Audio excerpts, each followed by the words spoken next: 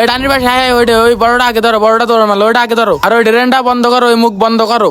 এ শাকিল, কি দেখি অবস্থা? মাছের কি লাইন বুঝতেছিস? হবে না তো ভাই তুমি এই গ্যার কিনার আগে কি নিশাইছিলে? তুই সাত সকালে ফালতু কথা কওয়ার জায়গা পাচ্ছিস না? তোরে না গেলাম ব্যারেল ভর্তি গাড়ি ব্যারেল আসবে তো মারবো? ওই ছোট আড়ি ডাই বইতেছ না, তা ব্যারেল কান্দা ভর্তি করছাও? মানে সকাল সকাল কি সব ভুলভাল কথা করছিস? হাড়ি ভরতেস না মানে? আরে আড়তের থেকে টাকা পয়সা পাঠাইছে?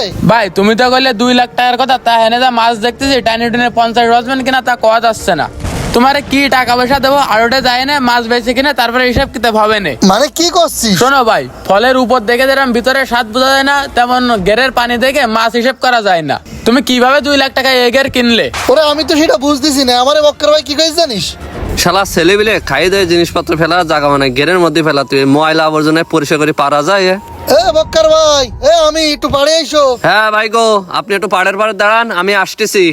ও ভাই, আপনি বিকেলে আসতে চাইলেন, তো সকালে চলে আসলেন? হ্যাঁ ভাই আসলাম, ওই পুবির মাঠের গেলে মাছ ধরার কথা ছিল, এখন চাল টানা পাটিরা কেউ আসেনি। ঠান্ডা ঠান্ডা পড়িছে, সব মনে হয় ঘুমোচ্ছে, এই জন্য কেউ আর আসেনি। তাই ভাবলাম এসে তোমার গেটটা একটু দেই যায়। গের নাম ত্রিভুজ আকৃতির কেন? ভাই আপনি আর কইন নাই, এক দাগে জমি কিনেছি তো এই পাশে ধান জমি, আর আমার গেটটা ত্রিভুজ আকৃতি হয়ে গেছে ভাই। আর ইতি যে মাছ আছে, আপনার মাছ দেখলে আপনার পুরো মাথা নষ্ট হয়ে যাবে ভাই।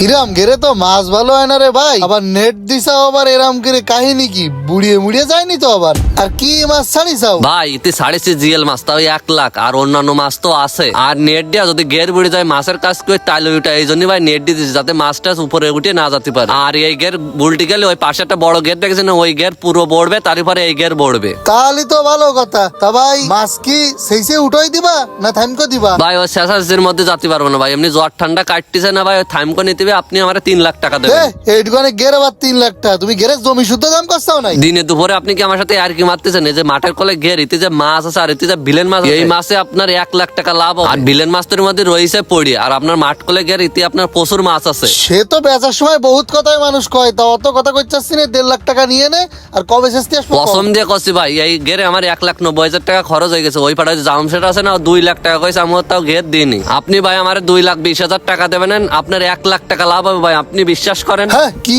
কথা করছা? ওই আঙ্গুল ফুলে কলা হয়, কলা গাছ হয় না এখন? আচ্ছা তাকে 2 লাখে দিবা? যা ভাই গো, তুই ভালোবাসার ভাই বেগার, যা তোরে 2 লাখ টাকাই দিয়ে দিলাম। এই নাও টাকাটা, তাহলে নগদেই দিলাম 2 বান্ডেল 2 লাখ। আরে তুমি লোক আর পাওনি? ওই বক্কার 1 গরু 3 বার দালালি করে বেচা লোক, ওই দাও সে দালাল চলে আইছে। এ কয়টা খার মাছ দিছে নে, এ দেখ ঠুঙ্গা নিয়ে আইছি, জুরো মাছ দিছে নে। জুরো মাছ দেবো না? হ্যাঁ এটি দিয়েছো? এবার আগা গুলা একদম সমান করে এলাবো জানোয়ার। কেন কি হয়েছে? তুই এরম ভাবে সেটি কথা করছিস কেন? কি হয়েছে তুমি এখনো বুঝতে পারতেছ না? তোমার কি ব্যাখ্যাতে বোঝানো লাগবে? এ তুই আড়টের লোক, তুই এরম উল্টো পাল্টা কথা করছিস কেন? উল্টো পাল্টা কথা করছি মানে? তুমি কয় টাকা বেশি